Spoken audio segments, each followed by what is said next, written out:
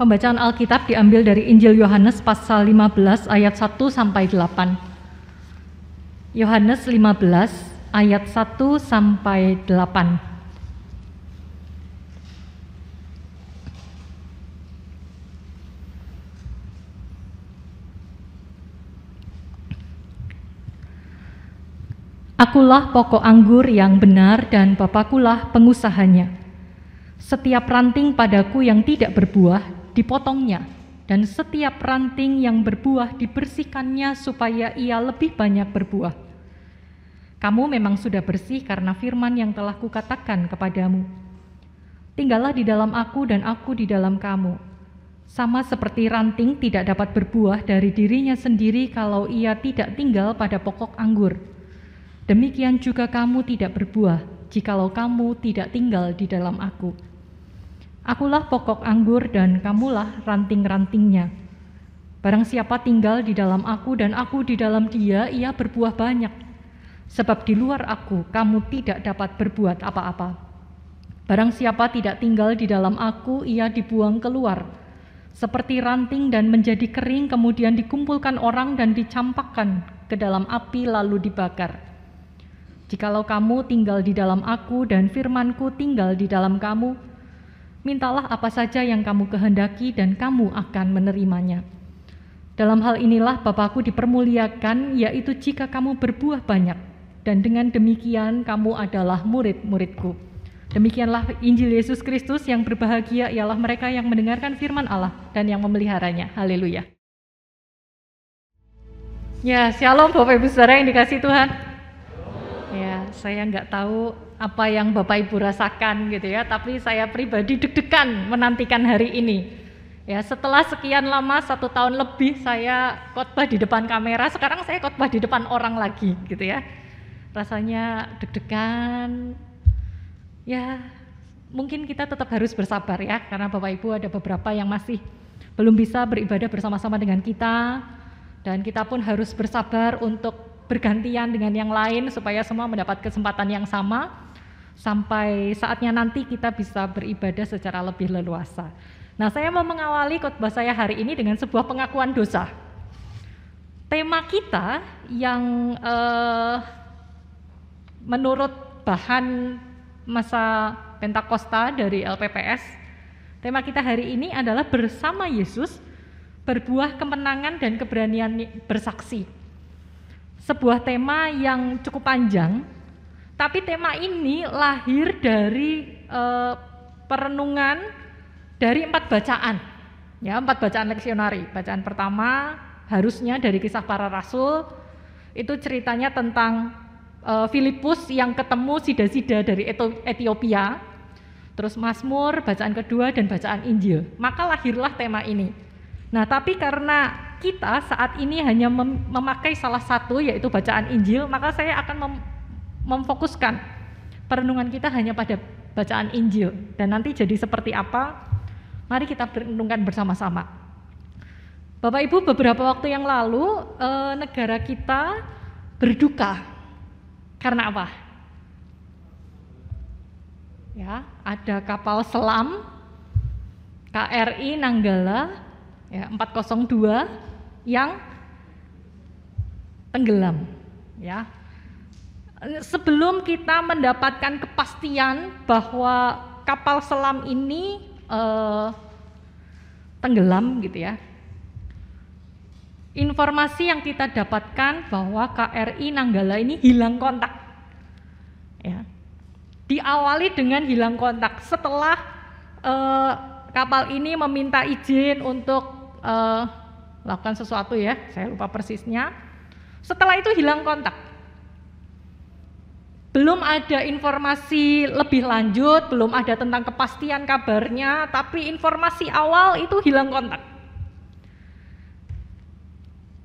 Tetapi di antara kita mungkin ada yang sudah berpikir bahwa kalau kapal ini hilang kontak, itu bukan pertanda baik.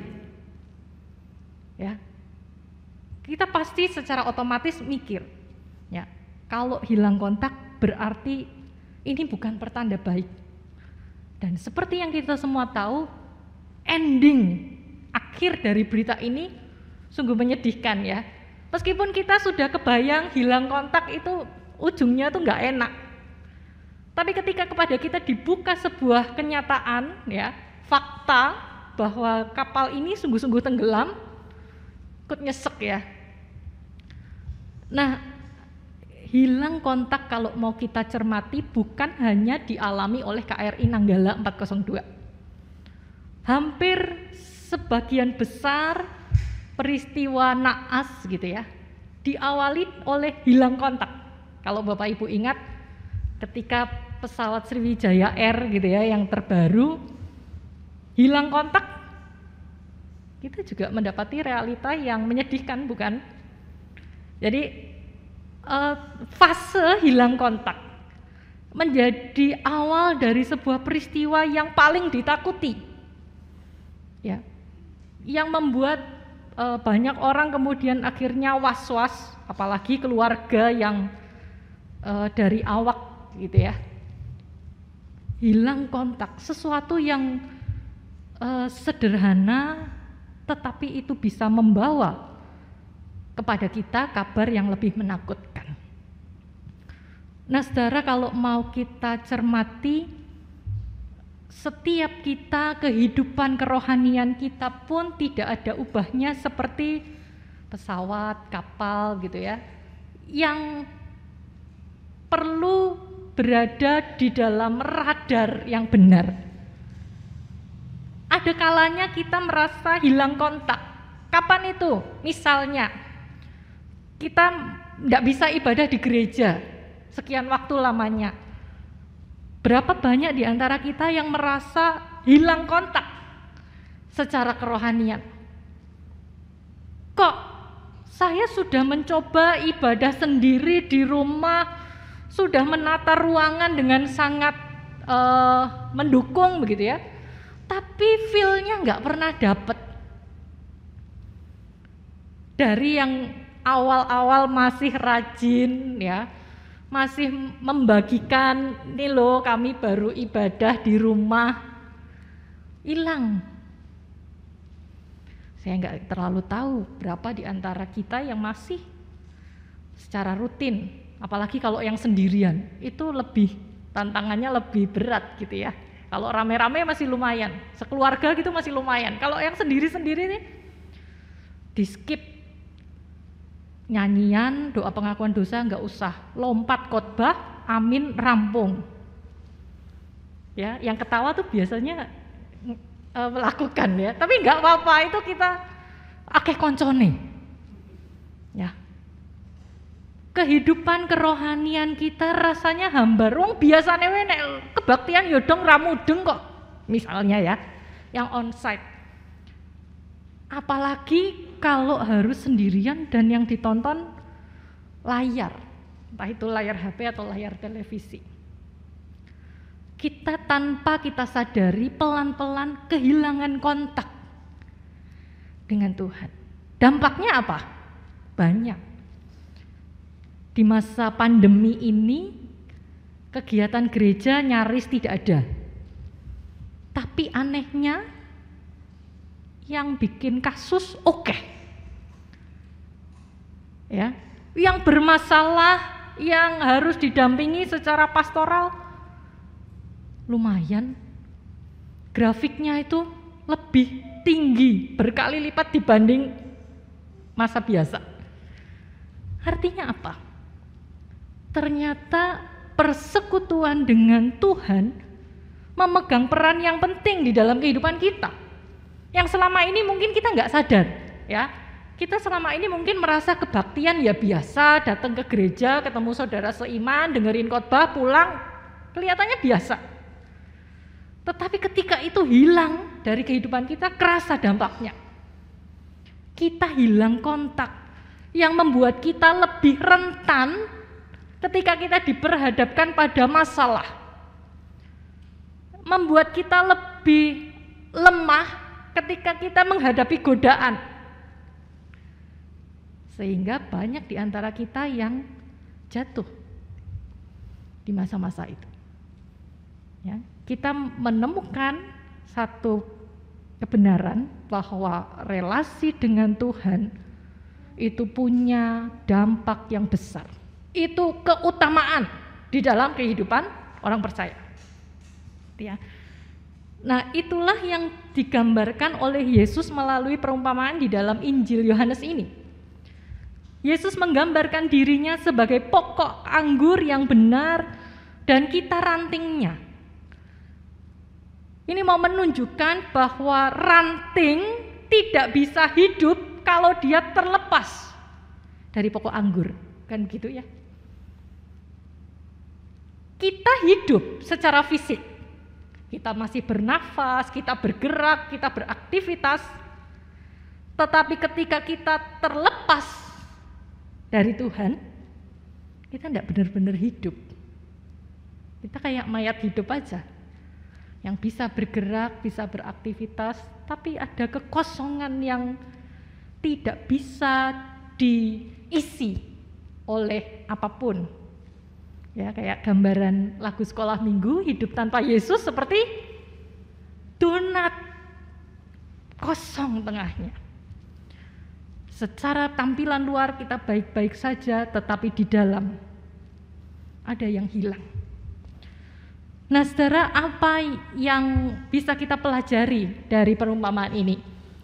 Kalau perumpamaan ini tentang tanaman anggur, mungkin bagi kita tidak terlalu akrab. Kalau padi kita lebih akrab ya, apalagi yang rumahnya mewah-mewah itu ya. Kayak pastori mepet sawah, depan lihat padi, belakang lihat padi. Tapi bagi orang-orang Yahudi, tanaman anggur ini biasa, mereka bisa jumpai dimanapun. Ya, karena banyak di antara mereka yang pengangguran. Kerjaannya nanam anggur, pengangguran. Kalau ngelucu pakai masker nggak lucu ya. Nah, apa yang mau kita ambil dari perumpamaan ini? Yang pertama, yang Yesus lakukan, yang Allah lakukan sebagai pengusahanya terhadap ranting ini, yang pertama ranting ini akan dibersihkan. Di ayat yang kedua, setiap ranting padaku yang tidak berbuah dipotongnya, dan setiap ranting yang berbuah dibersihkannya. Jadi ada upaya yang Allah lakukan untuk memelihara ranting-ranting anggur ini supaya bukan hanya hidup tetapi berbuah. Yang pertama-tama adalah dipotong, dibersihkan. Saya tidak terlalu pandai bercocok tanam, tapi saya cuma tahu katanya kalau tanaman sudah mulai lebat daunnya, perlu dipotong ya.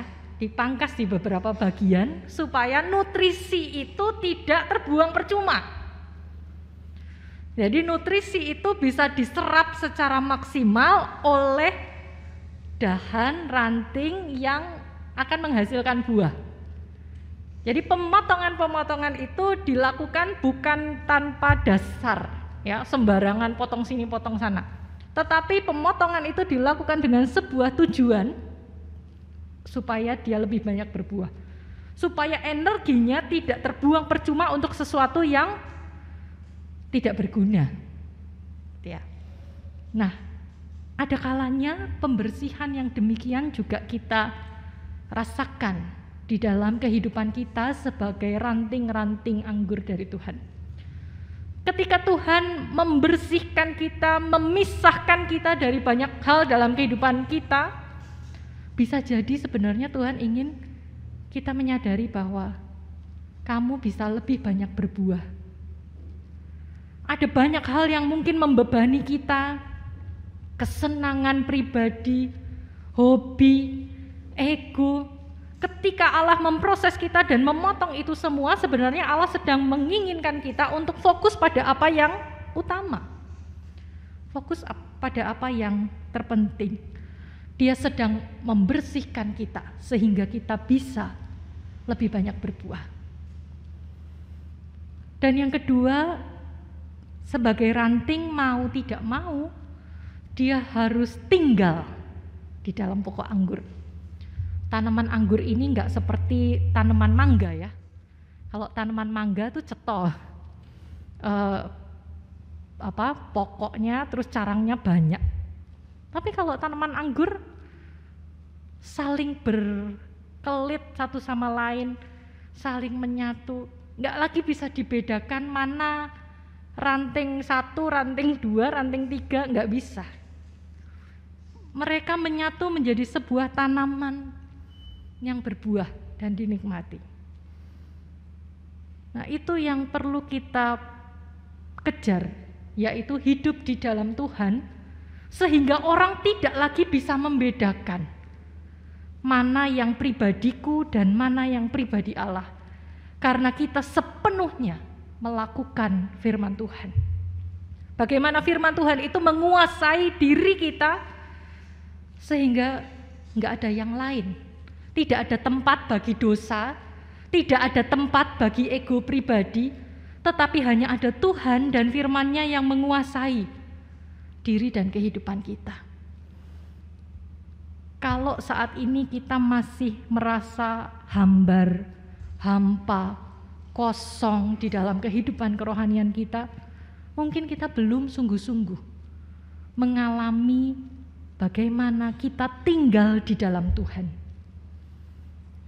Kalau selama ini kita masih merasa apa yang kita lakukan, peribadahan kita, perenungan kita akan firman Tuhan, doa-doa kita sebagai sebuah aktivitas, maka kita tidak akan pernah bisa mengerti seperti apa sesungguhnya tinggal di dalam Tuhan dan Tuhan di dalamku. Nah, gimana caranya supaya kita bisa mengalami itu? Tentu bukan dengan kepandaian kita, bukan karena kita ini sudah ikut Tuhan sedemikian lama, tetapi karena Allah sendiri yang menganugerahkan pengalaman, relasi, keakraban itu di dalam kehidupan kita. Kalau kita merasa kita belum sungguh-sungguh menjalin persekutuan dengan Tuhan, mari kita datang kepada Tuhan dengan sebuah kerendahan hati, kerendahan diri. Tuhan, aku rindu merasakan bagaimana sesungguhnya Engkau tinggal di dalam aku dan firman-Mu tinggal di dalam aku. Dan dengan itu semua kita bukan hanya bisa hidup, tetapi bisa bertumbuh dan juga berbuah. Dan buah itulah yang akan dirasakan oleh banyak orang, buah itu yang dinikmati, dan melalui buah itu orang juga akan mengenal siapa Tuhan yang kita sembah. Kiranya Tuhan memberkati dan menolong kita untuk melakukan firman-Nya. Amin.